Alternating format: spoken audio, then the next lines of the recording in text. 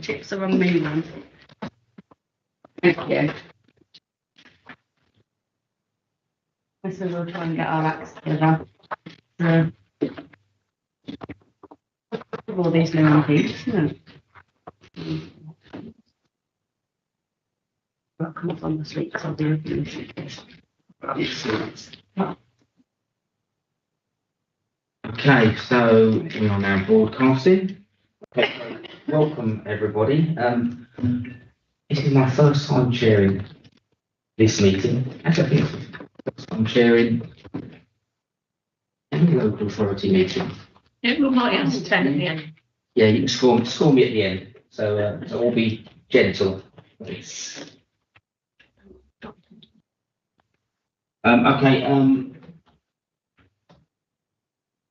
So welcome to the Local Development Framework Subcommittee on today, 24th of July. There is an evacuation. We're not expecting one. I don't believe we're expecting an evacuation. So if there is one, then follow one of the officers either out that way or out that way, and we meet in the car park. Okay, apologies for absence. Right, we've now got that cleared up. So we've got apologies from Councillor Simpson, who is being subbed by Councillor Bell. We've got apologies from Councillor Taylor, who's being subbed by Councillor Phillips.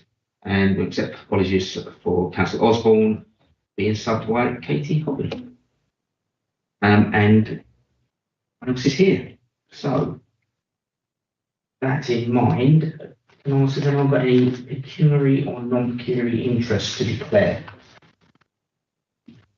No, can't see any. Okay, so we'll crack straight on to agenda item 4, the minutes of the Local Development Framework Subcommittee that was held on the 31st of January.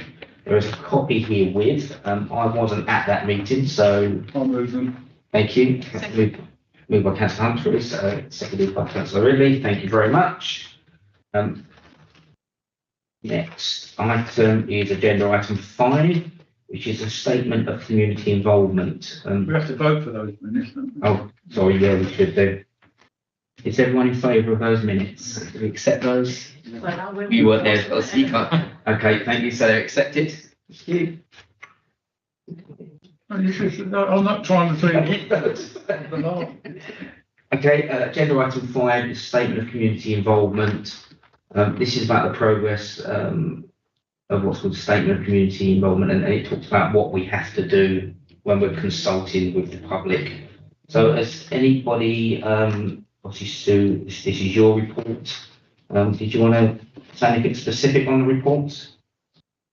No. Can I just ask what the changes are to that? Because I'm new, I haven't had a chance to go through it. Chair, if I just Lady Payne there. Chair, councillors, as you're aware, the statement of community involvement effectively is going to give us the framework of how we're going to consult with the public and consultants, the wider stakeholders, for planning applications, local plans, development plan documents, supplementary plan documents, and anything involved in the local plan process or application process. Changes are principally around updating it in relation to the regulation, because the earlier 2007 and the largest or the most significant changes, as I understand, are really around about social media, the use of Facebook, Twitter, and obviously the website and take those consultations. We also, what I'm aware, we use now a central database for contacts as well. So it's less local focus, but effectively because we've got a wider community that will indicate their interest. They will get consulted through our web contacts and our Facebook and Twitter. And do we have WhatsApp?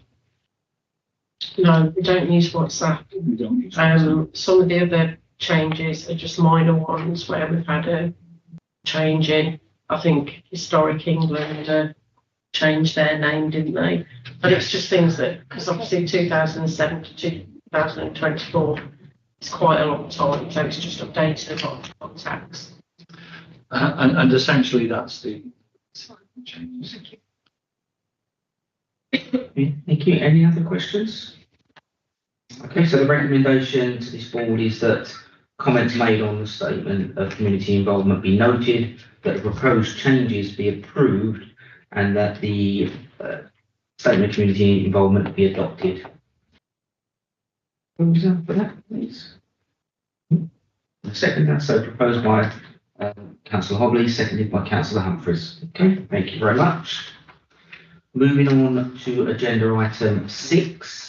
All those in favour? Oh, I keep forgetting to do this. Thank you. All those in favour? Yeah. You wouldn't have been being here if you didn't vote, would it? Yeah. Okay. That's it. Everyone's in favour. Carried.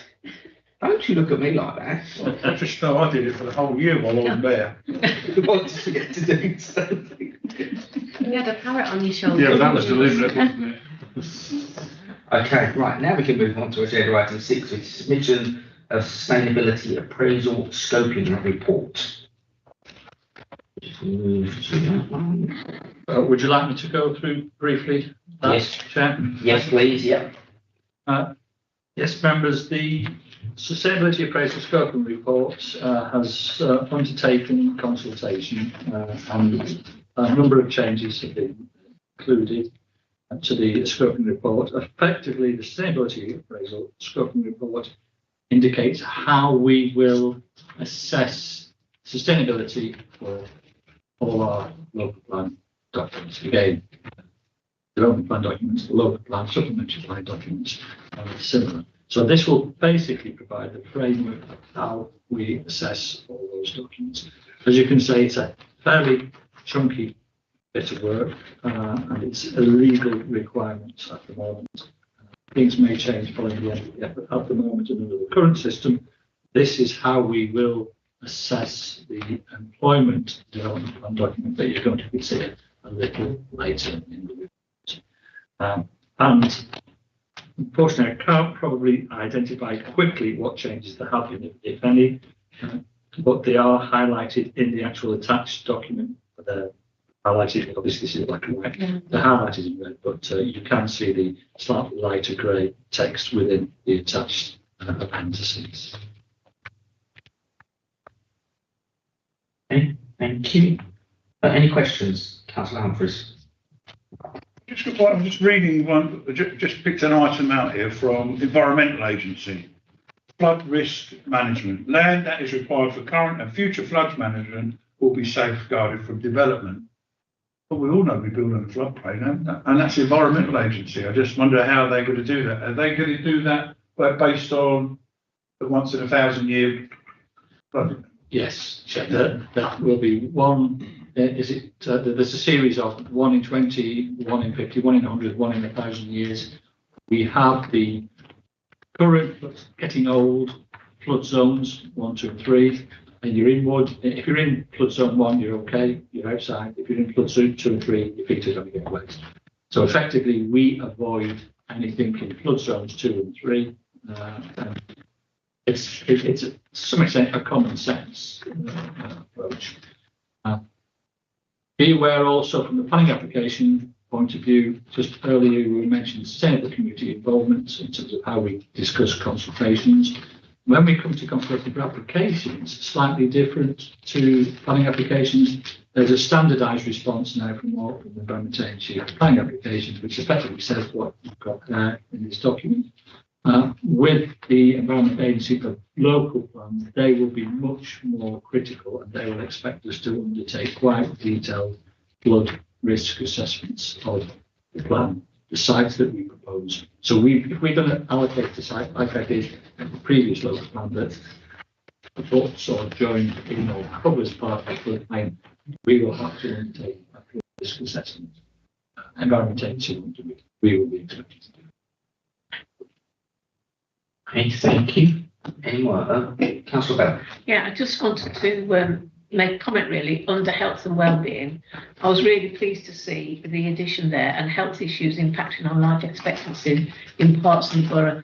North Warwickshire still has the worst North Warwickshire and the Link, to be fair, have the worst life expectancy of the county. And when the county was looking at improvements, everywhere had improved except North Warwickshire. So we need to take this seriously, and I would like to see health carry more weight. I think that's the term when we consider applications of all types. Councillor Humphries? I was just looking at those that have responded, like Addison Town Council, Natural England, Environment Agency. But what I can see on the list of people that responded is the lack of people that have responded. And at Turley, I mean, looking at the list here, the implication for Mr. Turley for my own properties, they've got a lot of them, haven't they? Because they've asked you more questions than anybody else. But you know, we've got 7 people that have a major effect on their lives and that have not bothered to make any response. Does that leave holes in the document? Thank you. Chair, it is unfortunate, and it is something that we do have experience of, because the sustainability assessment regulations are so detailed. They also incorporate former European regulations, so we've got additional habitat regulatory assessments and other analyses that we have to incorporate as part of the SEA, the Sustainable Environmental Assessment. It's simply the complexity in how much, because when, as Sue knows, this is just the scope of your report, when you actually get into the detail of it, what you're supposed to cover, it is very, very, very, very comprehensive. It's difficult to make it simple. There is guides out there that have gone out, but because it's so comprehensive, to some extent, the fact that it does literally go into such level of detail, the hope is we have covered everything. But part of the problem is as well, it's difficult to put a local angle on this, because I might not know something locally that may be an issue. So you do rely on the public, but to be honest, they will tend to look at this document and switch off automatically. It's difficult. However, it gives us a lot of protection, both in terms of challenges to the local plan. If we've covered all these issues and no one else has raised the issue through this consultation process, if we get to the local plan and we've covered it and someone says, hang on, why haven't you done X, Y, and Z? Well, we can say, well, why didn't you raise it? We went out for a consultation, we gave you the opportunity. If it had been that big an issue, we would have noticed it, because this affects development everywhere within the world. So we would like more responses, but it's not surprising to get so few. Thank you. Any other questions? No, I can't see any. So, as per the recommendations, let's say comments that are made on sustainability appraisal scoping report, be noted, and that proposed changes and that sustainability appraisal scope report be used as part of the sustainability appraisal process for the employment DPD. Have a proposal for that, please. Councillor Humphries, seconder. Councillor Bell. All those in favour? Yeah. Okay. Feel time lucky. Thank you. That's carried. Okay, moving on to agenda item 7, which is the draft North Warwickshire Economic Development Strategy and Action Plan. Officers want to say anything on this report? Thank you, Chair.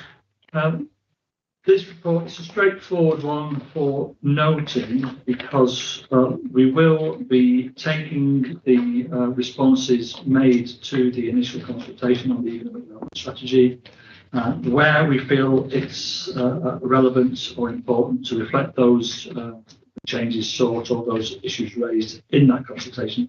We'll write them into a revised economic development strategy, which we will then bring back to you with the action plan for further consideration at a later date.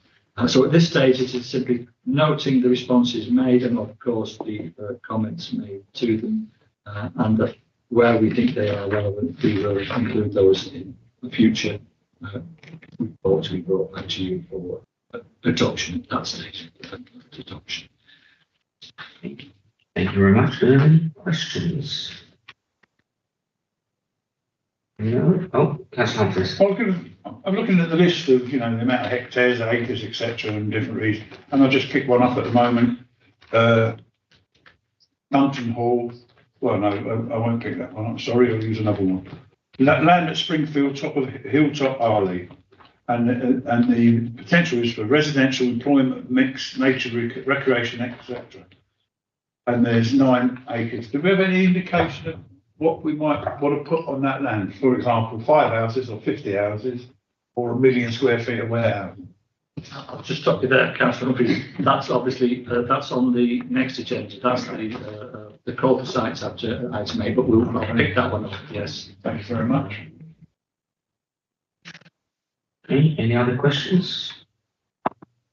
Okay, so as always noted, the recommendations is that the report and consultation responses be noted, and that this will be brought back to this board for further kind of review once we've got some more information.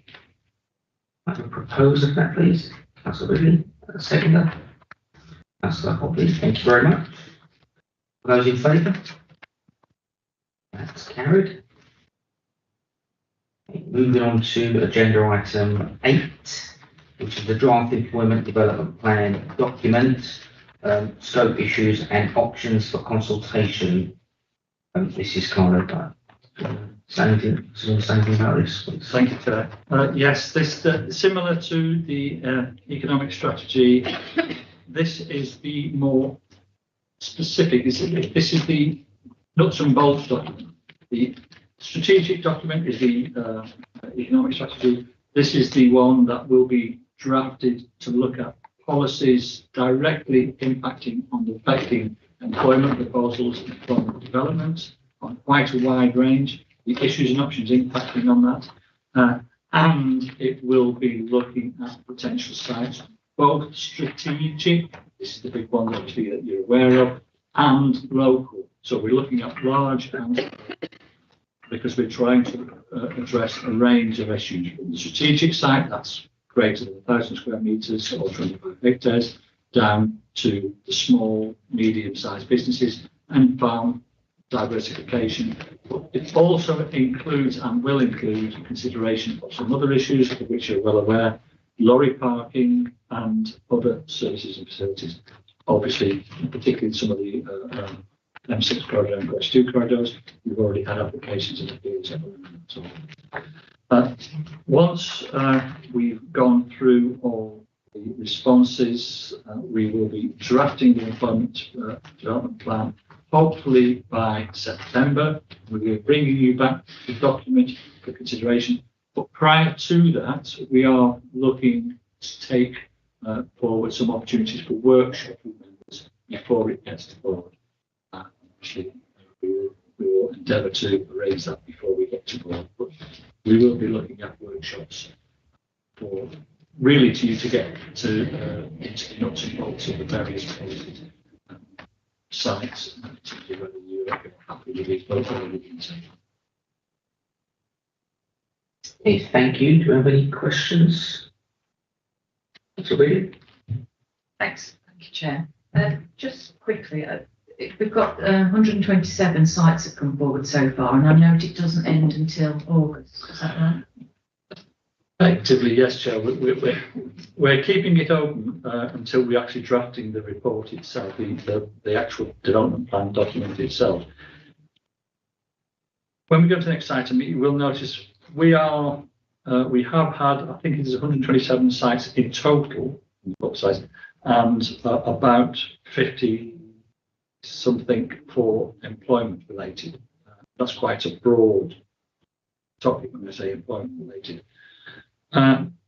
That's quite significantly less than we have had in the past. I mean, if you look at our strategic housing availability assessment a few years ago, 2016, 2017, and earlier than that, you had significantly larger numbers of sites. We want to have the best opportunity to have the greatest number of sites to consider, particularly if we are going in the direction of considering allocating strategic sites. So it is important that we keep it open as long as possible. But once we hit that deadline, we've drafted that document, we will not be accommodating anymore. And at that point, if we do, we'll either have to go through the local plan process, which is basically they have to object to the plan, include go to local planning inquiry, and then they may get it allocated by the inspector or not. Or if we feel as members of the workshop that there is a site that has just come in that is worth considering, we can delay, but not for very long, for a very quick consultation, so that site can then go out to the public, so they get the opportunity to comment, and then it will come back to you for incorporation in the plan. But we would prefer, once that August deadline's hit, after that, we're not looking to accommodate any further sites. Just noting, Chair, some I was surprised about, some I weren't surprised about. Obviously, Dawson Council, that's quite a lot of land in Dawson in this one, and I know this is only for corporate sites, but I shall enjoy engaging in this one. Thank you. And I do agree, and we've had a conversation. I think it's really important that on the draft, the development plan document, members have a chance to input, because there is that real balance between the strategic requirements and our local residents and local communities, etc.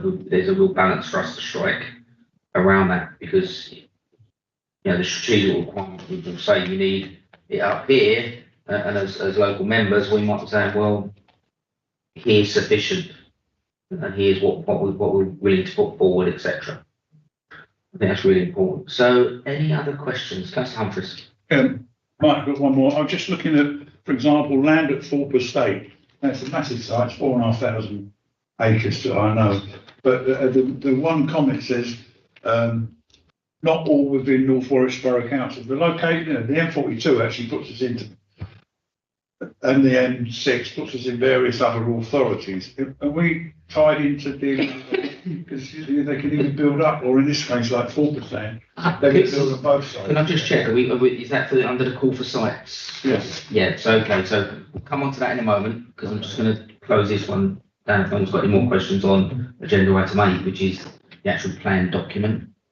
Any more questions on that? Okay, so the recommendation is that the report and consultation responses are noted, and that the employment development plan progresses to the next stage of production. But as we've already said, we will bring it back and we'll hold workshops prior to that happening. So can I have a proposal for that, please? Councillor Ridley, seconder. Councillor Humphries, all those in favour? That's carried. Okay, thank you very much.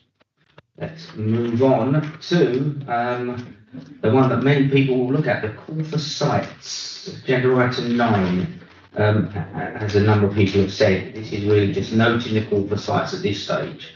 And we've already talked about the fact that it's still open, but once we close that call for sites, we will be then working on that closed list. Has anyone got any comments, or is there anything from the officers on the call for sites? Not at the moment, Chairman. Obviously, members are already aware and have been looking at the sites, and that's going to be critical. Obviously, this is the full list of sites we've got in this. There'll only be a limited number of employment sites. Some sites are pretty broad in what they're suggesting. Effectively, they're willing to look at anything. And the actual call for site itself covers a very, very wide area. Biodiversity net gain opportunities, leisure and recreation opportunities, obviously commercial employment opportunities, as well as the housing. But we also have elements of, or we can have elements of things like elderly specific housing, as Councillor Bell mentioned. So we would even look at some opportunities where you could get, I've forgotten the term, but they're like the retirement residential groupings, because it is an issue that has been highlighted by the local plan. And at the moment, we are an ageing borough, and we're also a performing health borough. So opportunities like that we will also look at. But yes, I'm happy to take questions on the sites, Chair. Thank you. And just before we move, can I just clarify, so effectively from that list of sites, anything that's residential will almost be excluded from this board's consideration? Effectively, Chair, what happens, they will roll on for consideration through the local plan. We don't yet know what the regulations are and how the local plan process, the new local plan process will operate, because this will be under the old local plan process for the employment development document. But effectively, that gives us the portfolio or the brochure of sites that we can consider. So for the residential elements, for the recreational leisure and the biodiversity net gain elements, and the biodiversity net gain elements will be important, because when we come to look at strategic employment sites, we want the biodiversity net gain that they have to pay for to be delivered in this borough. So we need biodiversity net gain sites in this borough to direct those improvements to where we have to or request them. So that's a real issue that's going to be over the next few months, because that is a statutory requirement that all development has to do. But inevitably, all we'll be looking for, the employment land DPD will be those employment related sites put forward, and other sites will effectively roll on for a portfolio to be considered at the local plan review, which we're assuming we will get the guidance for the new NPPF on the next changes in government, probably early in the new year, maybe next year later on, before we start looking at actual active operational work for them. Yeah. Hi. Thank you, Chair. It's only a quick one. Are any of these sites on Greenbelt? Yes. Would it be better to maybe have a column with like a yes or no? If it's on Greenbelt, you know, for consideration purposes. Yeah. Yeah, it's not, it doesn't, the maps don't tell you whether it's Greenbelt. But when we do the call for sites, we have to take everything as a consideration without constraints. So when we bring the next bit to you, we will probably have discounted some sites, and there you will see it might be because of Greenbelt or something. But we could do that if we wanted it. But we have to take a fine line through the used to be called SHLAs, they're called HELAs now, Housing and Employment Land Availability Assessments. You're supposed to do them policy up. And policy up also means, coming back to what David was mentioning earlier about the flood zones, effectively it's as if everything's nice, flat, green, and there's no problems. Got to apply that, and then we come in, or the consultants come in and apply those constraints. It sounds a bit strange, but you're supposed to go out to get the widest opportunity, and by the widest opportunity, effectively they mean anywhere, anytime, any place. And that's how they get presented to us.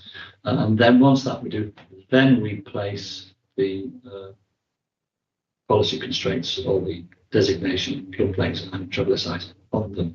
And at that point, then when we select, that's when the consultants will come back to us at the next consultation and say, why didn't you include ours? It's got X, Y, and Z. I said, we know that, but we're going to do this, that, to overcome that. Or with Greenbelt, we're going to propose land that we own elsewhere to replace it. So that's when the horse trading starts. Okay, thank you. I mean, the Greenbelt consideration, because as we spoke earlier, the meaningful gap will come into that, because sometimes you can't, mitigating it somewhere else makes no difference if you're going to create or take up meaningful gap between communities. They will offer it, but it'll come down to a reality check on site, and that's going to be the major stage next. And even though we are operating under the old local plan system when we consider these sites, they will be impacted by any changes to the NPPF, which is significant potentially. We haven't seen it yet, but it will be. And we will have to reflect that in our documents. So it can change the situation quite significantly. So at the moment, it's quite a strong requirement on Greenbelt. We will have to basically review that situation when we get the National Policy Framework update to see whether that still applies, or to whether there are any other opportunities, such as the strategic gap you mentioned. We can put that in ourselves and perhaps compensate or at least defend certain areas. So it'll be interesting to see how. Okay, thank you. But it would be good, as Councillor Hoppy said, if we're going to take sites out to know why, what's the logic, and if that's greenbelt as a consideration, then that would be useful to know. Thanks, Chair. Just as an addition on that, Chair, when we get to the actual document, when we've chosen the site, we will also have to do an additional document that will say why we didn't include the others. And that's the one we'll get fought over. It has a number of names. Normally you call it reasonable alternatives, except sometimes they're not reasonable alternatives, they're just no-nos. But they will get put into reasonable alternatives, and then we will say why we don't think they're reasonable. Then read them out. Okay, thank you. Any more questions, Councillor Humphreys? I've got one. I'm just looking at on page 10, number 178, Packington, which we all went to visit to, the rewilding area, Brook Farm, Packington Lane, 303 hectares, 750 acres altogether. So why is that in a call for sites? They're just rewilding a piece of ground that used to, up to 1940, had been wild. We are now in a different situation with regards to rewilding. Now you can be paid over a 30-year period to rewild. That is the biodiversity net gain approach. So effectively, if you want to get ecological and environmental improvements within the borough as a result of major, say we have a major strategic application and it does have some impacts, they've got a few options. They can address the impact on the ecology and the environment on the site through having parts of the site identified for environmental improvements, nature reserves and landscaping.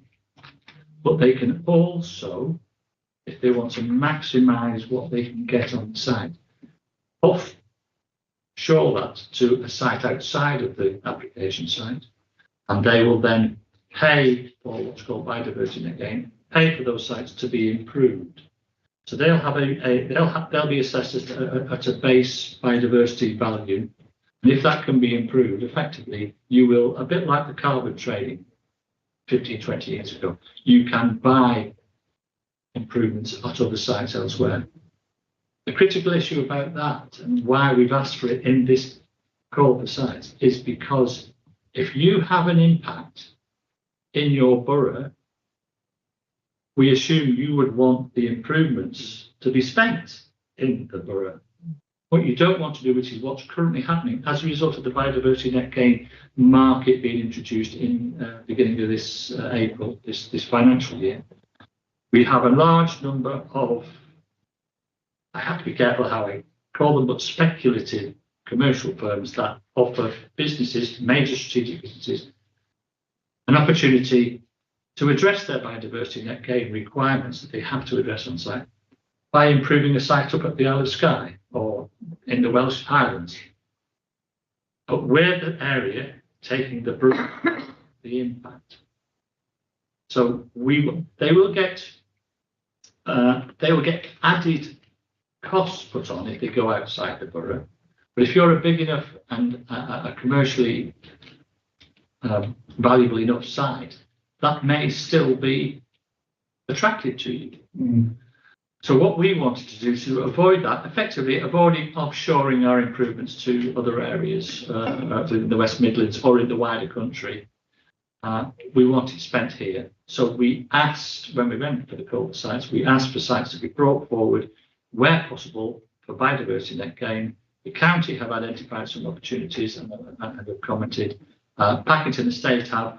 We would encourage if parishes have any available sites as well that they consider it, and that will then go into one or two local land banks. The county is running one, and they will basically, on the council's behalf, do the assessments, do the site management, take the money and do the improvements over 30 years so that we get to see the benefits. We don't have that in-house capacity, so at the moment we do it through contract, where we have a biodiversity net gain officer in the county council who looks at our applications and assesses what the needs are, and then through the county sites and other sites that we effectively join with a nature bank or a natural bank, we will then say, well, if a developer comes along and says, oh, well, I can't fit this on the site, I'm going to go through the biodiversity net gain approach and find somewhere else to spend a large amount of money on and improve it, we want it on a site in the Warwickshire area. There will be areas where we cross over, because there is also a green infrastructure plan coming out fairly soon. This is a review of our old one. At that point, you may have things like canal corridors, ancient woodlands that cross over boundaries. So there will be areas where there will be some crossover because, you know, woods don't follow council boundaries and marshes and rivers. But at least it's within the area that's being impacted by the development. Can't give you any guarantees at this stage because it's such early stages. This whole process is such an early stage. But the fact that it is a legal requirement, we want to hit the ground running as the county council do. And we want to be able to grasp what opportunities we can from there to identify sites in an area that we can improve. And that could also come forward in terms of some of the new developments we've got in the local plan currently, that we could link it with biodiversity net gain sites. So get a developer to say, okay, if you've submitted one of these call for sites for housing and employment, that's a large area.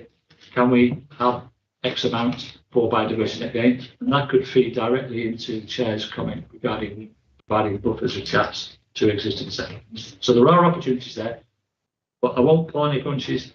It is early days. We want to avoid sort of the cowboy town situation from external. Chair, could you say, I actually think most people, if I had 60 acres and I wanted to develop 80% of it, it would be much easier to send it somewhere else and get on with what you can do, in my opinion. Offset it somewhere else and maximise a bit of ground that you could work. I can see him doing that. And I can go back to, not too long ago, a friend of mine was a farmer, retired as a farmer, sold the herd, sold the farm, and under the old EEC rules, he became a non-producing milk producer. Non-producing producer. He got 40,000 a year for that, for being a non-producing producer. I just don't want to see the money playing hand. I'd like to see gain from money rather than personal. Yes, I mean, partly, Chair. That's part of the reason why we want to, through the county, produce this local bank control signs. Yeah, because they will manage it. They will also enforce it, which is useful in terms of the cost to do this. And they'll assess those sites as they go so that we get to see improvements. One of the first issues that was raised, and I won't go too long on this one, was the difficulty of enforcing biodiversity net gain. If you have an offshore site up at the Western Highlands where they're getting major reforestry, for instance, going back to what the islands originally were, I don't want to be sending enforcement officers 350 miles once a year to check whether the trees are growing or not. So there are legal requirements built in, and they will assess that, analyse that, and we will get reports, and that will be for a 30-year period. So in theory, if we have those sites in an area, we will get that gain. And at this point, I will, Chair, cross my finger. Yeah. Okay. I have to say, I kind of see that as a really positive thing, and I see it as the other side of the same coin. We're calling for sites to develop. This is for sites that will be undeveloped for a good, they'll be rewilded and given back to Councillor Bell. Thank you. I was at Manchester Parish Council last night, and I understand they've written to you, but I don't know you personally. They are quite upset that there are 3 sites in their area that don't appear on this list, and they're asking me to find out how they can appear on the list. So 2 of them are, one belongs to North Warwickshire Borough Council, that's along Manor Road, where we've got garages, definitely needs developing, it's disgraceful. The second one is the old Purley Chase Golf Club, owned by Tarmac. And the third one, and as you're talking about biodiversity net gain, would be really good, and that's the restoration of Mansetta Quarry.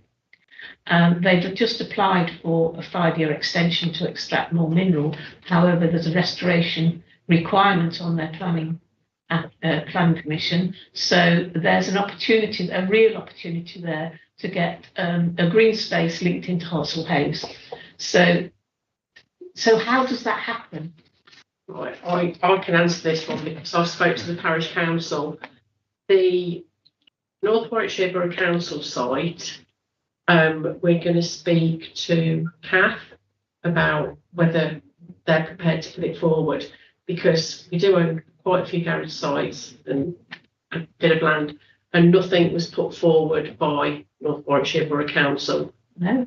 The other two sites, to go in the call for sites, they have to be deliverable. So they have to basically be put in by the owner.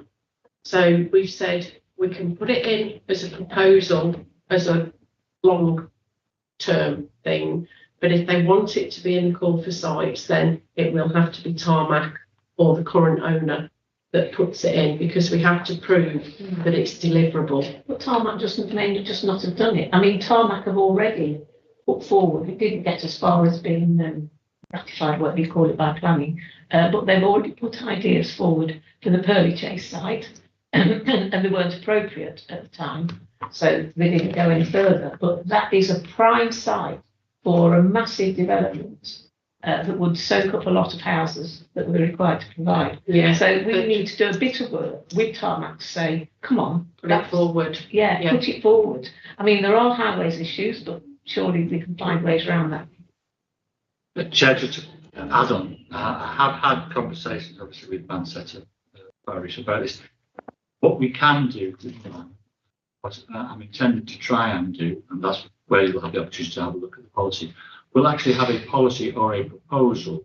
So it won't be a site-specific allocation like we will have with the employment, but it will be if and when, following the 5 years of additional quarrying that site will go through, after that closure, we will be seeking that site to be, and then it will follow the lines of either the sort of leisure, recreation, historical, amenity opportunities, then maybe some biodiversity net gain opportunities as well, no county council. But what we can't at this stage do is say, what we will say X will happen, because to some extent we are at the beck and call of time. So it is, we need to be a bit careful. But that's a bit, sorry to interrupt, but that is a requirement. It's not something that might happen. It will be restored. It will be that, and what we can do at least is put a proposal that say the proposal for Manchester Quarry will be that we will expect that to be delivered for X, Y, and Z. And that way, if we do get an application in, say, for instance, for housing or employment, we can say, sorry, that's contrary to that proposal. That proposal isn't for that use. We are seeking this, this, and this. And the county, obviously, we will seek the county to support that as well. We can bring that in. However, if Tarmac are happy, we get that submission, we'll put it in, and we can put a boundary there. Can you communicate with Tarmac? Yes, we will do, or we can contact them. Have you got any up-to-date contacts? Because I think we've only got like Manchester Parish Council. I'll ask them tomorrow, because I've been speaking to Elaine quite a bit. Yeah. So If they are happy to have a specific boundary, what we didn't really have with the Pearly Chase golf course, because that has significantly rewilded already, we didn't have a concrete indication for an allocation where a boundary would be, and we didn't have Tarmac's commitment that they are willing for this to happen, and therefore we will allocate it at this point. Because it's quite a long-term proposal as well, it's that lack of surety in the corporate science process that we need before we can allocate a site. So if we can get that, yes, we'll do it. But notwithstanding a specific allocation, I'm still looking at a proposal for that site to be used and restricted for those purposes in the future to maximise, because we see that as an economic opportunity as well as a leisure recreation opportunity. So it's like crossing a number of lines, and it is something that the local plan could also cover in the local plan review if and when we start that, and if Tarmac again are happy to do that. But like you say, there is that planning condition in there, so it does give us an opportunity to link it to that. That one, but not for the Pearly Chase golf course. So what I'm saying is, how does that get captured now so it doesn't get lost? Through a proposal in the plan itself, not a proposal as a site allocation, but a proposal for a use and opportunity. So we look at the site, we can use that as opportunity. We want it to be used for the following purposes, and we will resist by planning policy uses not linked to the leisure recreation, whatever. It's so not that we leisure don't. recreation for Pearly Chase, that's residential. Yeah, I was thinking more of the uses for the quarry, yes, but it could be the Pearly Chase as well. and that we're not looking to accommodate residential employment, etc. on that site. We are okay. We have still got a little bit of top. We have still got about a month for them to actually submit the site to us Yeah, so as if well. we could just bend their arm a bit. Yeah, Because Yeah. there's an opportunity for a new community on Purchase. Oh, you mean you're looking for a new committee? Yeah. Yes, understand now. So that would we would definitely have to have their submission. But I'm sure they want it. And how do I persuade North Warwickshire to develop Manor Roadside? I've been talking to them about it for years. And what do I have to do to put a site forward? I think we did as well. I have great sympathy with that view. I've been But it's ours. It's ours. I'll put it forward then. I'm a councillor.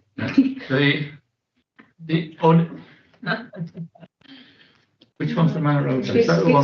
It's got two sets of garages on it, but there's loads of land there in between, and it's an eyesore, right Yeah. next to the railway line, but that can be dealt with. I did raise this issue previously. Partly was the narrowness of it, but to me, it could also have an opportunity for things like self-build and affordable housing. Absolutely. And I'm quite Homeless, keen. homeless units, you name it. And I'd support members in bringing pressure on my colleagues to release that site if they would, because that will address some of our housing needs. Absolutely. So I don't know why. It is a bit We have got frustrating. we are going to have a meeting, so Please. So who do we need to speak to? Who can Oh, we let's apply speak to pressure Steve. to? We will I don't know. speak to Angela in housing, Angela Kath Coates, James. and Kath James in environment. Is it the environment? Streetscape. Yeah. And we will chase up on whether we can get those sites submitted as part of this process as well, because it is an opportunity they will miss if they're not careful. They do have the benefit that because they're within the development area, they can come forward at any time, but it would show us a sense of commitment, which we don't currently have. Right, thank you. Okay, thank you. Councillor Humphries. I don't know about Mike here. I actually think that having been on the packaging estate and looking at the rewilding is well and truly managed. It's got a manager looking after it. Bogs, lakes, reed beds, all sorts of things that are going on to manage it. And then you just referred to Purley Chase as somewhat in its own way as rewilding. I would have thought it because it'd been abandoned rather than rewilded. Yes, that's exactly So what. that may be an overstatement on your part. But the other one was that when you talked about houses and going into allocation and that, we've always had windfall arrangements. Does that kill all windfall arrangements off in the future? No, Chair, you will still get windfall, you will still get speculative applications, and you will still get opportunities that come irrespective of the. So that will continue. And as you probably know from previous ones, a significant part of our housing figures were coming from wind. Yeah. That's right. Okay, thank you. Thank you, Chair. Just a very quick one, Jeff. Mike, sorry, I'm used to saying Jeff all the time. Have no life on a Friday. CFS 114, it says part of allocation. Is that stuff that's already allocated on H4, is it? Yes. Right. So it's an extension of what's already allocated, is that right? That's it. There's nothing, because it's green, there was nothing on there to show a road or anything, so I couldn't work out where it was. It's just that I didn't know why we put it part of an allocation in. Wasn't it? H4, basically, It's still part of sorry, it. the Savills and church commissioners put forward all of the allocation, plus some. Don't know why, but The reason, and I thought, I know the reasoning why. There is an issue with changes to potential changes to the planning system, whereby if sites don't come forward quick enough, we are, as council, and that's yourselves, Chair, and the members, entitled to say, we no longer want this site. We want to deallocate. Now, to make sure their site is retained and continues, you ask for it to be allocated again. So effectively, if it hasn't yet been developed, there is an opportunity for local authorities to turn around at any point in time if they do a local review to say, we don't want that site anymore. You've not developed it. It hasn't delivered the housing and the infrastructure. And because of that, it's at the next plan, we are going to take it out. Now, having said that, I have to put a big caveat then. As soon as you do that, I guarantee you will see a planning application. And that will then have to be dealt with on the existing adopted local plan, which says yes, even though you have an emerging plan that says no. So we will be probably in planning appeal territory. But it is theoretically potential. So that's why these subjects did. Okay. Chair, because obviously there was a review for the local plan set in and we waited for the white paper to come out in government, which has come out. And now we've got a new government. So we're now waiting for a new. So it just seems, yeah. I can't give any dates. We did ask at the partnership meeting and we didn't get any guarantees as to when the NPPF would come out and the regulation update. But we were indicated it was going to be within a month.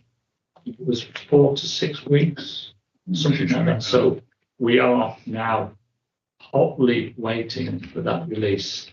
How long the regulations will come out, a bit more difficult. It will depend on parliamentary business. But regulations you can get very quickly. They are nod through because they're statutory, but they don't tend to get discussed in Parliament. They will just come through as regulatory statutory notices, and it will be an aye or a yay in Parliament, and they will just go through, and they will get notification. Any more questions on core sites? Okay, so the recommendation is that the core site be noted and the next steps of the core site be approved. Can I have a proposal for that, please? Councillor Humphreys and seconder. Councillor Aubrey, thank you very much. Oh, and all those in favour? Thank you. Okay, and the final piece for this evening is agenda item 10, which is the local development scheme. Now, we had already noticed, Sue was very eagle-eyed on this earlier, and we noticed there are some amendments that we want to make to this. Yes. The